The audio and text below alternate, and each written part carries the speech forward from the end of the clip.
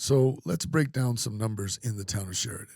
But see, not only the people who are in poverty are squeezed, but let's look at the average family. The median income as of 2021 was about $48,000. But let's analyze that. Uncle Sam takes about 40% of your taxable income.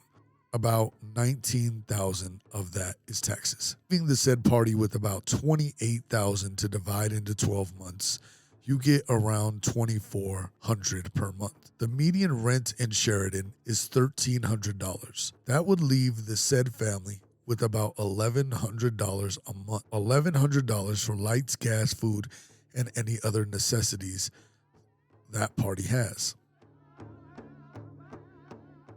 Right, so some demographic trends that we're seeing. So this was a really great presentation that I attended during the Metro Mayor's Caucus back in January of 2020. And it was put on by the state demographer, Elizabeth Garner, who's a really great speaker if you ever have the opportunity to see her. And some really interesting statistics from that. So from 1950 to 2008, looking at detached single family home sizes, back in 1950, that was a little under 1,000 square feet for the average. And by 2008, it was, 2,500 square feet. So 2.5 times larger over that period. So the average is kind of getting larger. But at the same time, what we're seeing is a decrease in the average family or household size. So whereas in 1950, the average family size was around 4 people, now it's closer to 2 or 3. So what we're seeing is a lot of doubling up happening where people are, multiple households are living kind of under one roof. So 10 years ago, that was about 1 in 5 households, but, more currently it's about 1 in 4. And this number did come out before the COVID pandemic. So I'm assuming that number has went even higher with, evictions and people doubling up there. It's a lot of information. So yeah, I'm seeing a lot of people from different countries here in Sheridan, especially lastly. We have more Spanish, people talking here in the district. And about the houses, I'm seeing a lot of these people is renting houses. Right.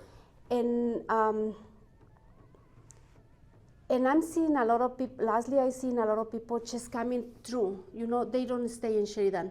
They just come from a couple of months to check it out, probably how is everything, and they leave because they paying, yeah. And we have people that they are established here in Sheridan for a long time and they live in these apartments around the district. And they, the rent is, they increase the rent a lot. So that's why we have a lot of double up here in district too. Two families living in one apartment, or sometimes 3 families living in one apartment or in a house, because the cost is really high. Another interesting statistic. So right now, 41% of Denver households are one-person households, which is pretty crazy. And we hear a lot about density, but when we look at the numbers, our residential density in Metro Denver peaked in 1880 and then again in 1960.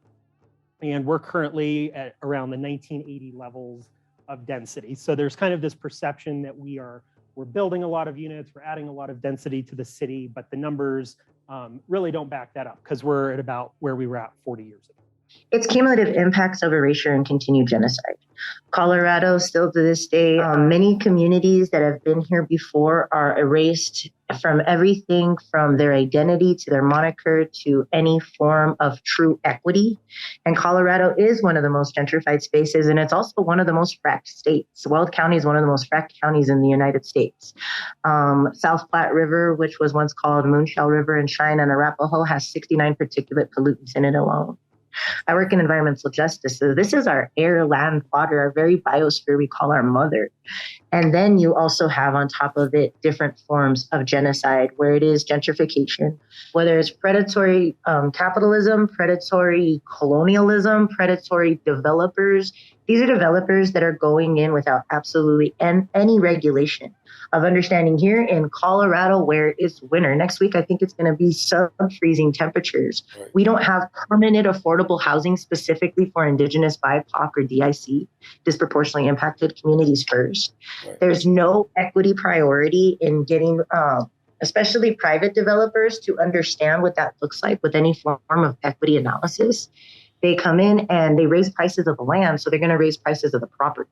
And everybody gets greedy in the process too, including the owners, homeowners, and others in that space too. When we're talking about affordability, there needs to be a community health-based and a community standard that doesn't exist in regulatory and mitigation. And that's really the concern.